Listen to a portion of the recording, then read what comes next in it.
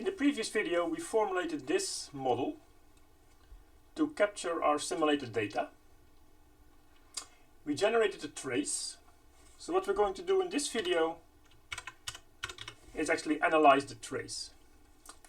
In order to do that, it's a good idea to also get the posterior predictive samples.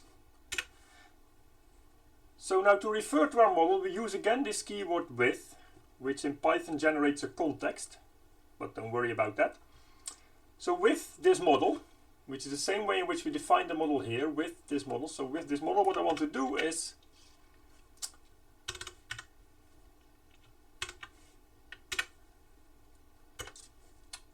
I want to get the posterior predictive samples. So that's going to be PM sample posterior predictive. I want to get this from the trace. Yeah, this is, oh, should be a comma. That's the trace that we defined here. Yeah, so trace here, we're sampling from the posterior distribution, and we called this sample from the posterior distribution, we called that trace. So that's what I'm calling here, this trace. And now what I want here is, I'm going to specify the variable names. I want my y variable. Yeah, so the variable that we've called ops from observable over here. Yeah, so that's the variable that I'm calling here.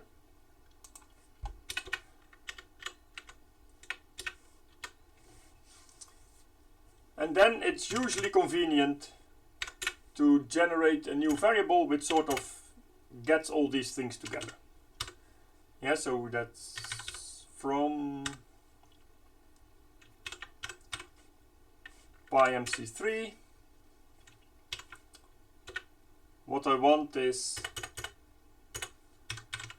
the trace and the posterior predictive, which equals the variable we just defined above, PPC simulated data. Yeah, so that's the variable we have over here.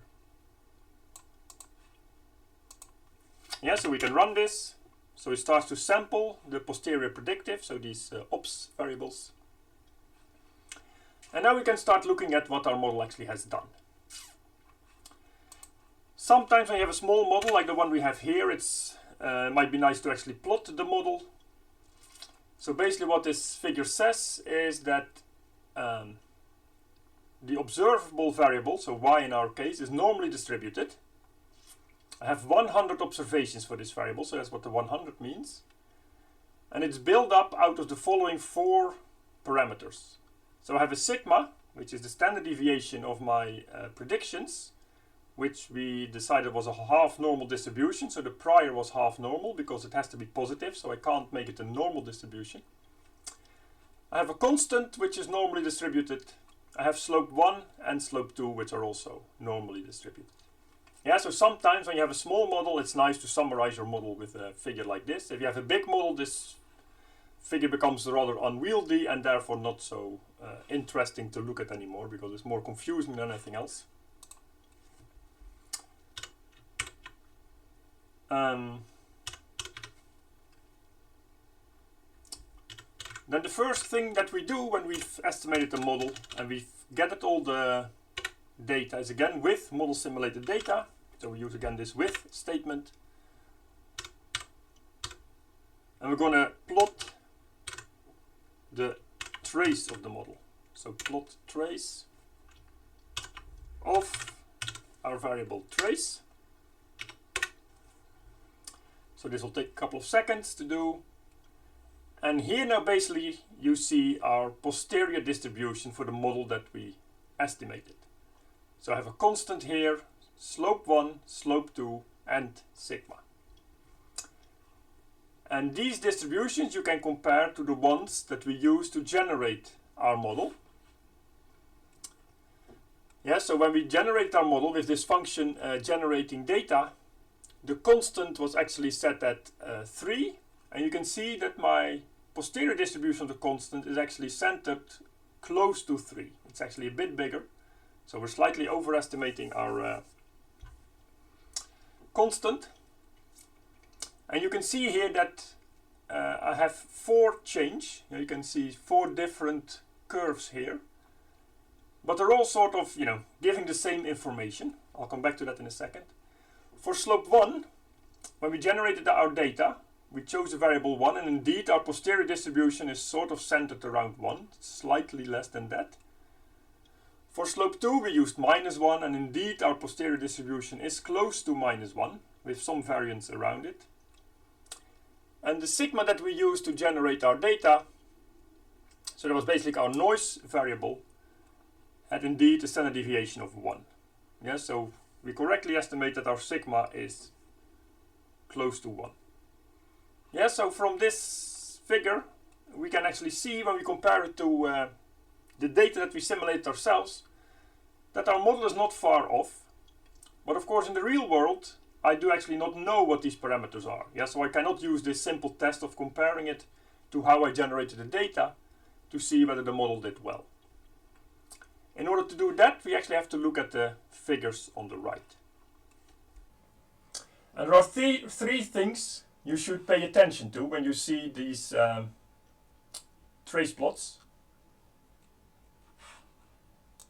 The first thing you should worry about is whether the plot is stationary. Yeah, so that means the plot, for instance, does not go sort of slightly up, or first up and then down or something. It's obviously random, but it's sort of close. There's sort of no trend line. Yeah, so if you would draw a trend line, it would be horizontal. Yeah, so that's good news. In each of these, you don't really see it trending upwards or downwards. It's sort of centered around this mean value here. And in the case of our simulated data, we actually know that the mean value that it's centered around is the value that we actually gave it.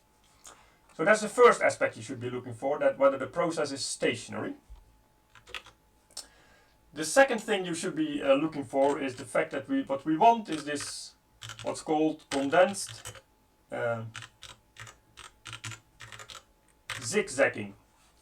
Yeah, so what you see is that in very small intervals, you see that we're covering basically the whole terrain of the posterior distribution. Yeah, so the relation between this graph on the right and the graph on the left is that they're basically the same, but drawn in a different way. So here basically for 4 chains, I have drawn the posterior distribution. Yeah, so I've counted how many times I have values of 2.9 or close to that, and then here you see the density. On the right hand side you see these actually being drawn. Yeah, so each, you can hardly see it, but there are 500 points here, 500 draws for each chain, and these points that I've drawn from the posterior distribution are connected by a line. Yeah, so this line basically connects the dots, and as you can see, this goes very quickly up and down, up and down. And that's exactly what we want. We don't want it to sort of, wander about one part of the posterior distribution for a very long time and then moving slowly to another part of the posterior distribution for a different number of rounds. Yeah, we trust the sampling process better if we basically draw from the whole distribution in very small intervals here when we draw samples from this distribution. Yes, so it should not be the case that the first, let's say 50 are all drawn from around 3.2, then the next 50 are drawn close to 2.8, etc. Yeah, we want to have in very small intervals, let's say of 10 draws, we want to see that we're covering basically the whole distribution. Yeah, so that's the condensed zigzagging. And then finally what we want is that different chains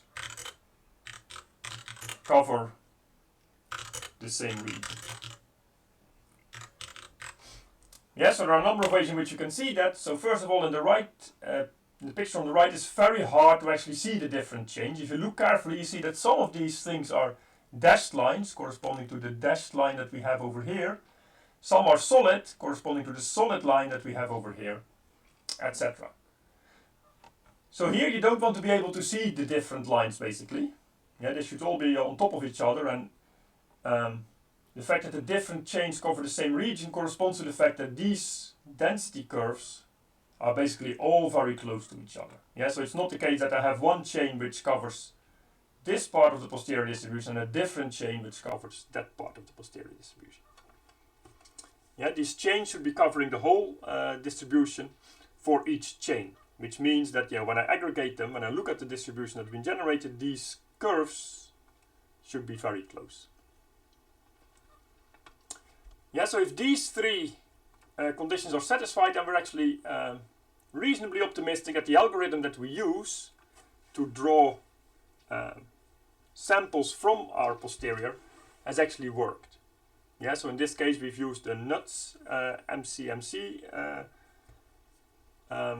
sampler.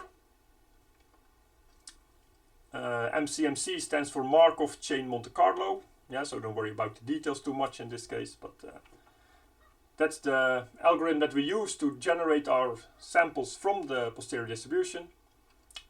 And when you've done that, you plot the trace and you check these three conditions, and if these three conditions are satisfied in the trace plots, then we're reasonably confident that the algorithm has converged and that we're indeed here seeing the true posterior distribution of the parameters of our model.